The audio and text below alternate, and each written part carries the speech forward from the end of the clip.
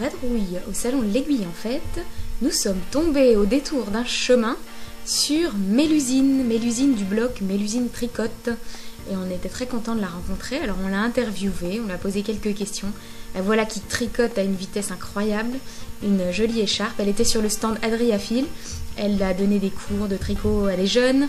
Enfin, Mélusine, c'est un personnage incontournable maintenant du monde du tricot sur le web et on aimerait beaucoup lui poser quelques questions.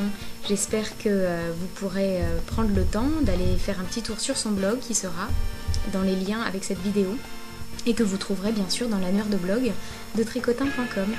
Je vais lui laisser la parole. Alors voilà, je vous présente Mélusine, une fameuse blogueuse et une spécialiste du monde du tricot. Et j'aurais voulu lui poser quelques petites questions. Alors d'abord, la première question qu'on pose toujours, c'est comment tu as appris à tricoter? Oh là là, alors c'est un petit peu compliqué. J'ai appris par ma mère et ma grand-mère. Ouais. L'une m'a vraiment appris et l'autre est persuadée de m'avoir appris. Ah d'accord. Voilà, puisque j'habitais avec ma grand-mère, on va dire. Elle m'expliquait la semaine. Le week-end, je rentrais voir ma maman. D'accord. Et ma mère, qui était beaucoup plus pédagogue, m'expliquait bien comme il faut. D'accord. Quand je rentrais chez ma grand-mère, je savais faire. Elle était sûre que c'était elle qui m'avait appris. Ah, c'est sympa. T'as réussi à faire 2 heureuses dans l'affaire alors. Exactement.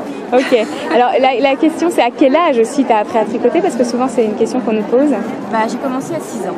À 6 ans, ouais, c'est quand même assez jeune, hein, d'accord. Et alors, quelle est ta spécialité finalement? Qu'est-ce que tu aimes tricoter?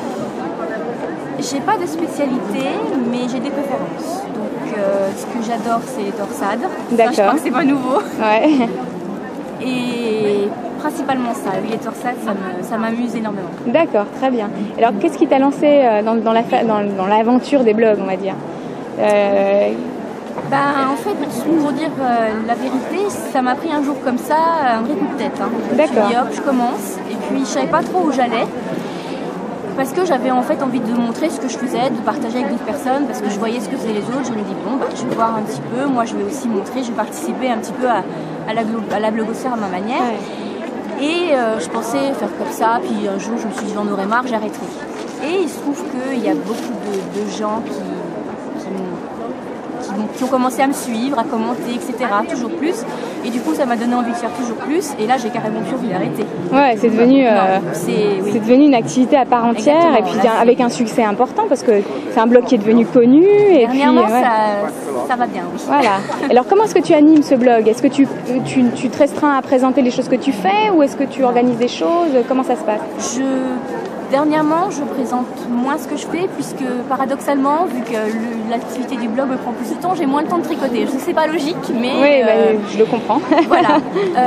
Non, en fait, j'essaye de parler de tout ce qui touche au tricot, de près ou de loin. Hein. C'est vraiment très hétéroclite sur le même sujet. Donc ça peut aller d'une citation de Harry Potter, où ça tricote beaucoup, par exemple, à expliquer comment faire un point, à expliquer telle ou telle exposition qu'il y a eu ici ou là, où il y a eu quelque chose de tricoté. D'accord, c'est vraiment le monde du tricot dans son entier, et t'en parles et tu partages avec les autres. D'accord. Voilà. Est-ce que tu suis les blogs des autres? Oui. Ouais. Alors quels sont tes blogs préférés? Est-ce que tu peux dire ça comme ça?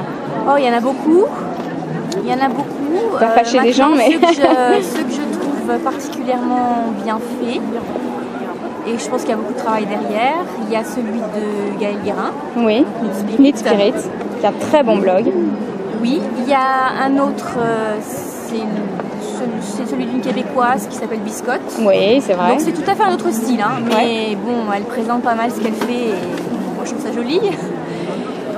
Et bon, il y en a d'autres, mais sur la blogosphère italienne, il y en a quelques-uns aussi.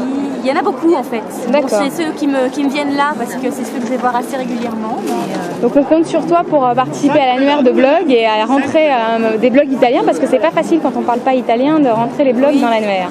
Donc si tu as quelques minutes à passer pour nous, ça serait super, parce qu'en fait on a l'intention de créer un annuaire de blog avec le plus grand nombre de blogs pour un annuaire dans le monde.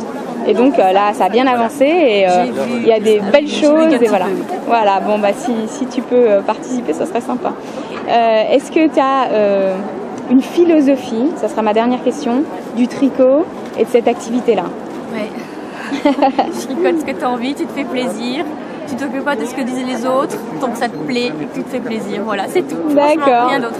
Merci beaucoup, c'est une super philosophie. Bye bye.